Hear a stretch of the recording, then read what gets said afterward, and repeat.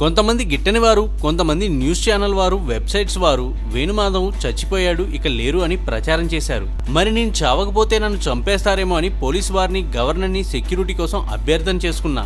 అంతేకాదు వేణుమాధవ్కి sugar, BP, AIDS వంటి వ్యాధులు ఉన్నాయంటూ ప్రచారం చేస్తున్నారు. చివరికి నిమ్స్ ఆధ్వర్యంలో వేణుమాధవ్ చివరి మాటలు అని కూడా న్యూస్ సృష్టించారు. దీనిపై నేను ఓపెన్ ఛాలెంజ్ చేస్తున్నా, ఈ న్యూస్ క్రియేటర్స్ రెడీగా ఉన్నారా అంటూ ఆవేదన వ్యక్తం చేశారు.